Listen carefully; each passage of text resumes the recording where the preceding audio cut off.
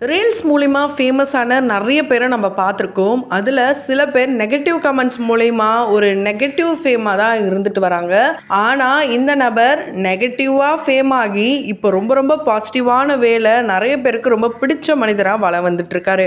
ஆமாங்க, கூமாப்பட்டி தங்கப்பாண்டி. இவரை பற்றி நம்ம ஆல்ரெடி பார்த்துருந்தோம். இந்த நிலையில் அவருக்கும் சாந்தினிக்கும் திருமணமா அப்படின்னு ஷாக் ஆகிற வகையில் தான் அவரே ரீசெண்டான ஒரு இன்டர்வியூவில் நிறைய விஷயங்களை ஓப்பன் அப் பண்ணியிருக்காரு. அப்படி என்னதான் நடந்தது, வாங்க வீடியோக்குள்ள போலாம். அதுக்கு முன்னாடி நம்ம சினி சமூகம் சேனலை சப்ஸ்கிரைப் பண்ணாதவங்க மறக்காம சப்ஸ்கிரைப் பண்ணிட்டு பக்கத்துல இருக்க பெல் ஐக்கானையும் மறக்காம பிரஸ் பண்ணிடுங்க.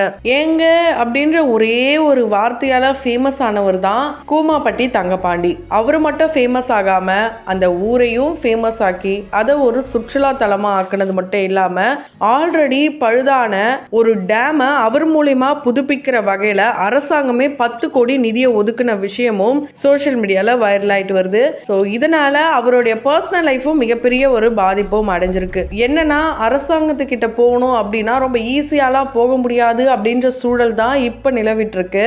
அதுவும் பல கட்சிகளை தாண்டி ஒரு அரசாங்கத்துக்கிட்ட இருந்து நிதி வரதெல்லாம் ரொம்ப பெரிய விஷயமா தான் இருக்கு. அதனால இந்த டேமை க்ளோஸ் பண்ண அந்த டைம்ல இருந்த அந்த கட்சியினர் இவரை மிரட்டக்கூடாது, அவங்களால இவருக்கு எதுவும் ஆயிடக்கூடாதுன்றதுக்காக தான் சென்னைக்கு அனுப்பிச்சு வச்சிருக்காங்க அவங்க அப்பா அம்மா. அது மட்டும் இல்லாம பக்கத்து வீட்டுக்காரனுடைய அந்த ஒரு பிரச்சனையால அவங்க தம்பியால இவரும் எஃப்ஐஆர் கேஸ்லாம் சிக்கி ஒரு சூசைட் அட்டென்ட் பண்ற அளவுக்குலாம் இவருடைய மனநிலை தள்ளப்பட்டிருக்கு. ஒரு பட்டதாரியா இருக்க இவரு இப்போ மாடு மேய்ச்சிட்டு இருக்கேன் அப்படின்றத அவர் ரொம்ப பெருமையாவே சொல்றாரு.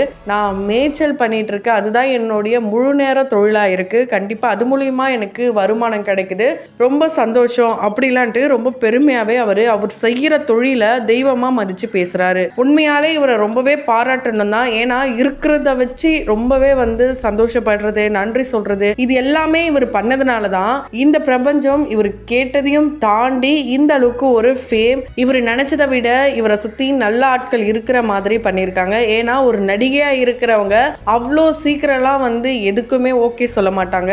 ஆனா இப்போ நெகட்டிவ் ரோல்ல ரொம்ப டாப் லெவல்ல வந்துட்டு இருக்க சீரியல் ஆக்ட்ரஸான சாந்தினி பிரகாஷ் தான் இவங்களுக்கு ரொம்ப ரொம்ப சப்போர்ட்டிவாவே இருக்காங்க. ஸோ சிங்கிள் பசங்க ஷோல பேரா இருக்கிறவங்க இவங்க 2 பேரும் தான். ஆரம்பத்துல இருந்தே இவங்க 2 பேருடைய பேர் ரொம்ப நல்லா இருந்தது. ரீசெண்ட் டைம்ல இவங்க 2 பேருக்கும் மேரேஜ் ஆன மாதிரி 2 குழந்தைங்க இருக்கிற மாதிரி போட்டோ ஃப்ரேம்லாம் கொடுத்து சர்ப்ரைஸ் பண்ணியிருந்தாரு. அது பத்தி தான் பெரிய பேச்சாவே போயிட்டு இருந்தது. எப்படி இவரை திருமணம் பண்ண போறாங்களா என்னன்னு தெரியல, இப்படிலாம் நிறைய கமெண்ட்ஸ்லாம் வந்துட்டு இருந்த நிலையில ரீசெண்டா கொடுத்த இன்டர்வியூல கூமாப்பட்டி தங்கப்பாண்டியும் சாந்தினியும் என்ன சொல்லியிருக்காங்கன்னா, நான் இவங்களை நவம்பர் மாசம் கூட்டு போயிட்டு கூமாப்பட்டியில திருமணம் பண்ண போறேன், அதே 2 குழந்தைங்களை நான் கொடுக்க போறேன் அப்படின்னு அவர் சொல்லும் போது அதெல்லாம் எப்படி என்னால முடியும், சும்மா ஃபன்னா வேணா சொல்லலாம், எனக்கு அவங்கள ரொம்ப பிடிக்கும், எனக்கு ஒண்ணுமே தெரியாம நான் வந்தேன், ஆனா இங்க எல்லாமே எனக்கு சொல்லி கொடுக்கறது என்னுடைய குருவா நினைக்கிற சாந்தினி தான். ஆரம்பத்துல அக்கான்னு வாய் தவறி சொல்லிட்டேன், எனக்குமே இவங்க எனக்கு அக்கா கிடையாது, எனக்குள்ள ஒரு அன்பு இருக்கு, அது இவங்க மேலதான். இதுக்கு முன்னாடி யார் மேலேயும் இந்த மாதிரி ஒரு அன்பு வந்ததே கிடையாது.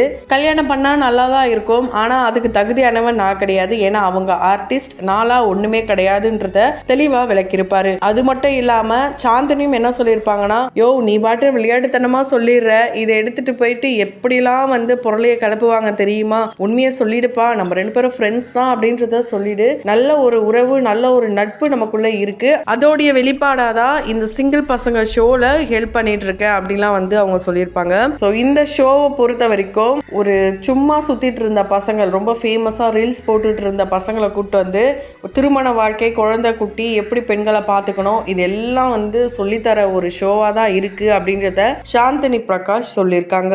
சலக்கு சலக்கு இந்த ஒரு பாட்டோடைய பர்ஃபார்மன்ஸ் பஞ்சமிக்கு அப்புறமா இவங்க தான் செமையான பர்ஃபார்மன்ஸ் கொடுத்துருக்காங்க. உண்மையாலே அந்த ஒரு எபிசோட் பார்த்தீங்கன்னா ரொம்பவே நல்லா இருந்தது. ஒரு சில நெகட்டிவான கமெண்ட்ஸ்லாம் கூட வந்தது. என்னதான் நெகட்டிவிட்டியா இருந்தாலும் இவருடைய வளர்ச்சியை பார்த்து பல பேரும் ரொம்பவே சந்தோஷமா இருக்கு, எப்படி இருந்த மனுஷன் இப்படி ஆயிட்டாரே, இதுதான் வாழ்க்கை மாற்றம் அப்படின்றதெல்லாம் இவரை நல்லா வாழ்த்திட்டு தான் வராங்க. கண்டிப்பா இந்த மாதிரி ஒரு பாசிட்டிவான வேலை ரொம்ப சீக்கிரம் சீக்கிரமாலாம் யாரும் மேலே வர முடியாது.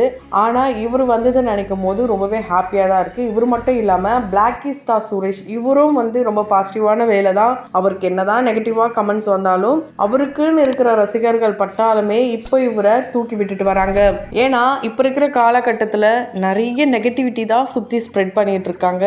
அப்படிதான் இவங்க 2 பேருக்குமே வந்தது. ஆனால் இந்த ஒரு ஷோ எல்லாருடைய வாழ்க்கையும் மாற்றிருக்குன்னு தான் சொல்ல முடியும். ஒவ்வொருத்தராக வந்து அவங்களுடைய பர்சனல் லைஃபாக இருக்கட்டும், ப்ரொஃபஷ்னலாக இருக்கட்டும், அவங்க என்ன பண்ணுறாங்க, அவங்க என்ன படித்தாங்க, அவங்க ஏன் இப்படி இருக்காங்க, இது எல்லாத்தையுமே ரொம்ப தெளிவாக காட்டுது. அதை பார்த்ததுக்கு அப்புறம் தான் சில பேருக்கு புரிதலும் வருது. அண்ட் சில இன்டர்வியூஸில் தங்கப்பாண்டி அவர்கள் சொல்கிற ஒவ்வொரு விஷயமும் ரொம்ப ரொம்ப ஒரு அருமையான விஷயம். ஒவ்வொருத்தவங்களுடைய வீட்லேயும் ஒரு நூலகம் இருக்கணும். அந்த குழந்தைங்களுடைய வளர்ச்சி, அறிவு எல்லாமே அந்த நூலில் இருந்து தான் வரும்.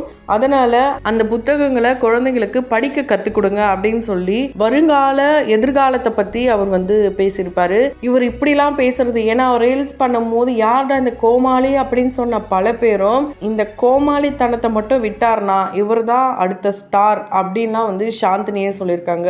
என்னதான் அவர் ஃபன்னாக பண்ணாலும் அந்த ஃபன்னான விஷயத்து மூலயமா அவருக்கு ஒரு தரமான சம்பவமே நடந்திருக்கு. உண்மையாகவே வாழ்க்கை எப்போ யாருக்கு மாறுன்னே சொல்ல முடியாது. அதே மாதிரி இவருக்கு வந்து நேற்று வீடியோ போட்டு இன்னைக்கு இந்த வாய்ப்பு கிடைச்சது கிடையாது. 1 வருட காலமாக ஒரு வீடியோ போட்டுட்டு தான் இருக்காரு.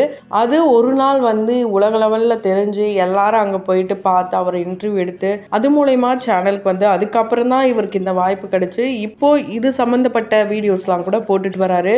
இவர் நார்மலாக பேசும்போது ஊர்க்கார பசங்க மாதிரி அந்த ஒரு ஸ்லாங்கில் பேசினாலும் ஏதாவது ஒரு பொதுவாக ஒரு கட்சியை பற்றியோ இல்லை அரசியல் பற்றியோ ஹிஸ்ட்ரியை பற்றி எதை பற்றியாவது பேசினார்னா அந்த அளவுக்கு ஒரு மெச்சூரிட்டி லெவல் இவருக்கு இருக்கு. அவர்கிட்ட இருந்து நம்ம கத்துக்க வேண்டிய நிறைய விஷயங்கள் இருக்கு. யாரா இது ஒருத்தங்களை பார்த்ததுமே கேலி கிண்டல் பண்றத முதல்ல நம்ம எல்லாருமே நிறுத்தணும். ஏன்னா நம்ம எல்லாருமே கேலி கிண்டல் பண்ணிட்டு மட்டும்தான் இருக்குமே தவிர ஆனால் அந்த இடத்துல இருக்கிறவங்க அடுத்தடுத்த லெவலுக்கு போயிட்டே தான் இருக்காங்க. அது நம்ம யாருக்குமே தெரியல. ஏன்னா ரீசெண்ட் டைமில் யூடியூப்பில் பார்த்தீங்கன்னா நிறைய பேர் பல வருஷமாக யூடியூப்பில் இருந்தாலும் ரீசெண்ட் டைமில் அவங்க வீடு கட்டுறதா இருக்கட்டும், அதுக்கப்புறம் அவங்க வந்து கார் வாங்குறது, சில விஷயங்கள் அவங்களுடைய லைஃப்பில் நடக்கிற அப்டேட்லாம் அவங்க போட்டாலும் அதை பார்த்துட்டு நெகட்டிவான கமெண்ட்ஸ் போட்டாலுமே அந்த இடத்துல அவங்க அடுத்தடுத்த லெவலில் போயிட்டே தான் இருக்காங்க. அதை நம்ம எல்லாரும் புரிஞ்சுக்கணும். ஸோ எடுத்ததுமே ஒரு நெகட்டிவிட்டியை ஸ்ப்ரெட் பண்ணுறத ஸ்டாப் பண்ணுங்க. எல்லா விஷயத்தையும் நம்ம பாசிட்டிவாக நினச்சினா நமக்கு நடக்கிற விஷயங்களும் நல்லதாகவே நடக்கும். ஸோ அடுத்த வீடியோவில் வந்து தொடர்ந்து வீடியோஸ்லாம் பார்க்கணும்னு நினச்சிங்கன்னா உடனே சேனலை சப்ஸ்கிரைப் பண்ணிட்டு பக்கத்தில் இருக்க பெல் ஐக்கானையும் மறக்காமல் ப்ரெஸ் பண்ணிடுங்க.